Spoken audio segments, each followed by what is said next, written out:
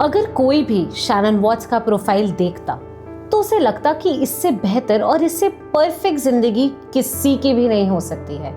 एक खूबसूरत और मुस्कुराती हुई शैनन, दो बहुत ही ज्यादा प्यारी बेटियां बेला और सेलेस्टे, एक आलीशान $400,000 का घर और एक ऐसा लविंग हस्बैंड जो एक सुपर डैड भी था।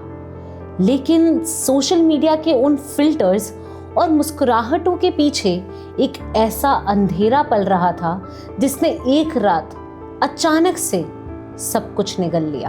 अगस्त 2018 की एक सुबह शैनन वॉट्स और उसकी दोनों बेटियां अचानक से गायब हो जाती हैं और फिर कभी नहीं दिखती हैं। आखिर क्या हुआ था उनके साथ? कौन था इनके डिसअपीयरेंस के पीछे? We will find out the truth in this episode story, the Watts family story. Welcome to The Crime Show.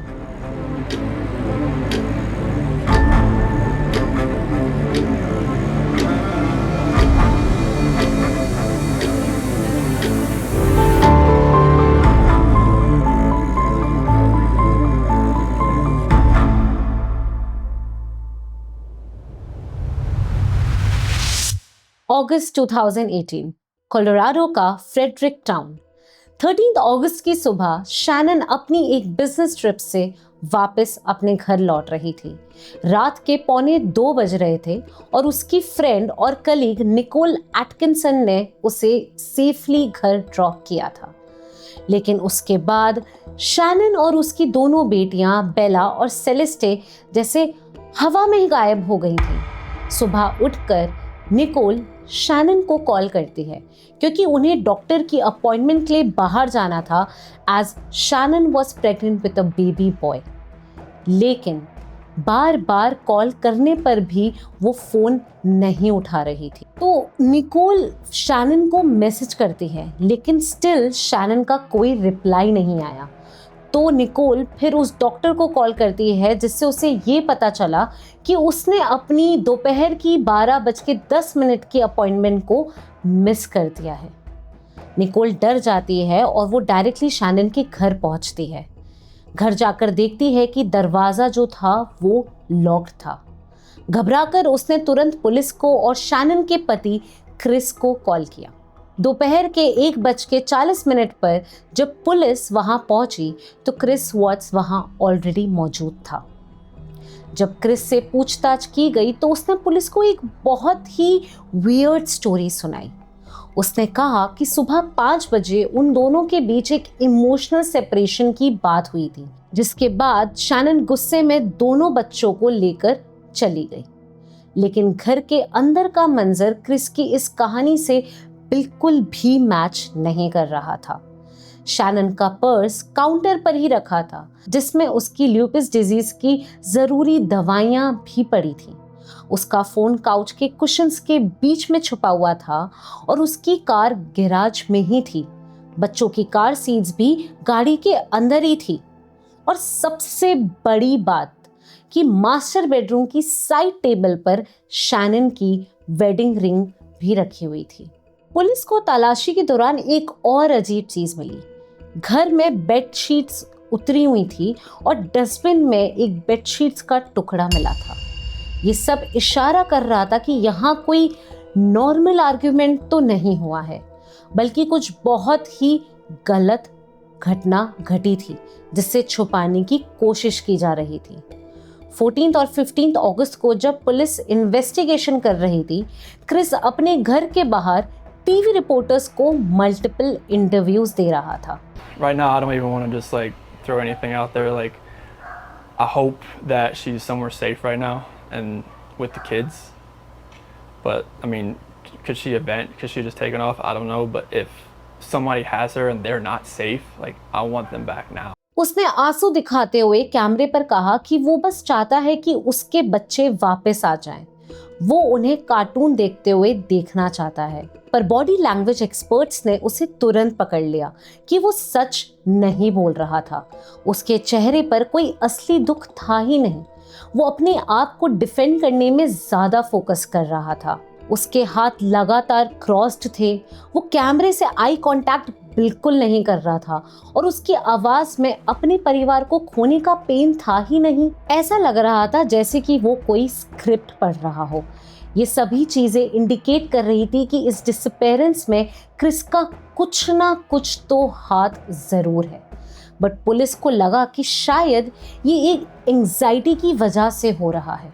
Investigation के दौरान पुलिस नोटिस करती है कि उनके नेबर के घर पर सीसीटीवी कैमरा लगा हुआ था। जब पुलिस सीसीटीवी फुटेजेस को चेक कर रही थी तब उन्हें मिलती है 13 अगस्त के सुबह की एक क्लिप और वहां से ये केस मानो सॉल्व हो ही गया था। उस फुटेज में साफ दिख रहा था कि सुबह 5:27 पर किसी ने अपना ट्रक रिवर्स करके क्रिस के घर के गैराज में लगाया था और कुछ देर बाद वो आदमी ट्रक लेकर वहां से निकला और उसके बाद शैनन या बच्चे किसी भी पॉइंट पर घर से बाहर नहीं निकले थे। Guess what? ये ट्रक वाला बंदा था कौन? वो कोई और नहीं, शैनन का एक बेहद करीबी इंसान था। वो था उसका खुद का हस्बैंड क्रिस वॉट्स।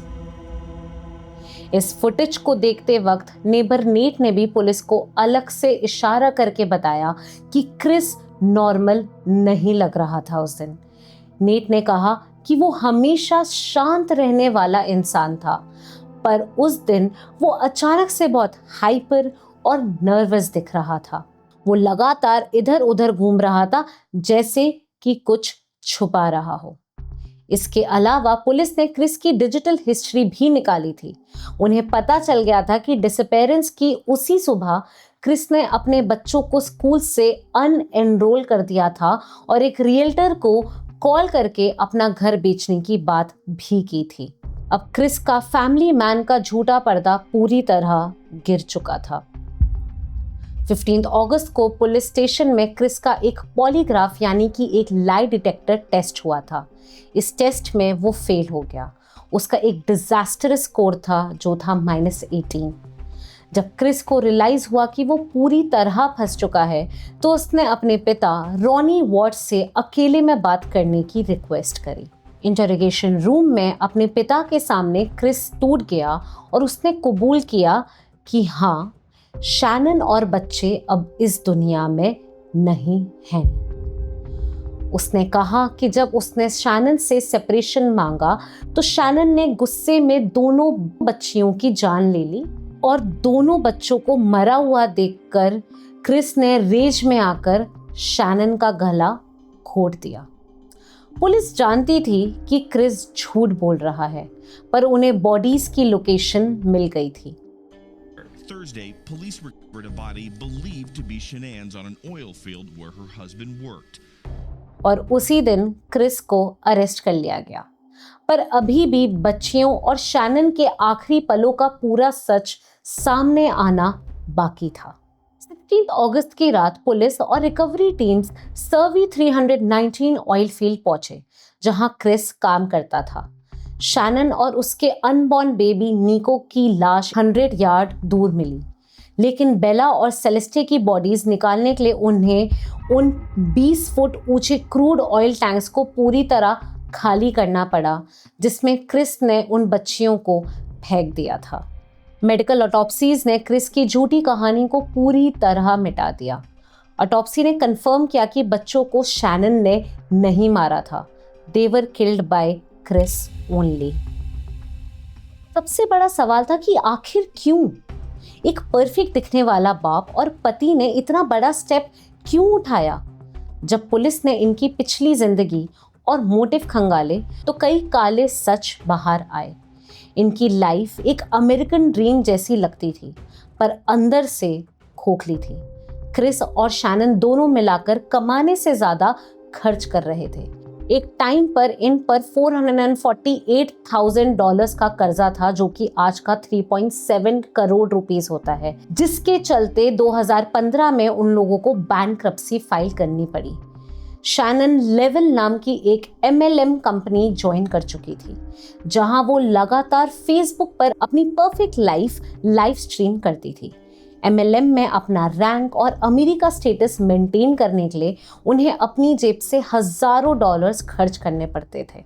जुलाई 2018 तक उन पर उनके होम ओनर्स एसोसिएशन ने अनपेड ड्यूज का लॉ सूट भी फाइल कर दिया था। क्रिस इस फाइनेंशियल जाल में पूरी तरह फंसा हुआ था और घुटन महसूस कर रहा था। वो बस इस लाइफ से बाहर निकलना चाहता था, लेकिन डिवोर्स का खर्चा और चाइल्ड सपोर्ट उसके फाइनेंशियल कैलकुलेशंस में फिट नहीं बैठ रहा था और ना ही वो एक और बच्चा पालने की रिस्पॉन्सिबिलिटी उठाना चाह रहा था। और इन्हीं सब टेंशन्स के बीच क्रिस की जिंदगी में आई उसकी कोवर्कर निकोल कैसिंजर। क्रिस के लिए निकोल एक एस्केप थी। शैनन के सामने जहां वो दबा हुआ महसूस करता था, निकोल के साथ उसे इन कंट्रोल लगता था। क्रिस ने बाद में अपने कन्फेशन में बताया कि इस अफेयर ने उसकी आंखों पर एक पट्टी बांध दी थी। अब उसे अपनी पत्नी और बेटियां परिवार नहीं बल्कि एक इनटॉलरेबल बोझ लगने लगे थे। निकोल ने बाद में पुलिस को बताया कि क्रिस ने उसे झूठ बोला था कि उसका और शैनन का डिवोर्स प्रोसेस ऑलमोस्ट पूरा हो चुका है। लेकिन जब निकोल को न्यूज़ से पता चला कि शैनन प्रेग्नेंट थी तो उसके होश उड़ गए थे। शैनन ने अपने अनबॉर्न बेबी बॉय का नाम निको रखा था, पर क्रिस के लिए ये नया बच्चा कोई खुशी नहीं बल्कि एक और अनमैनेजेबल फाइनेंशियल बर्डन था। क्रिस का दिमाग अब सब कुछ खत्म करके एक फ्रेश स्टार्ट करने का फैसला ऑलरेडी ले चुका था।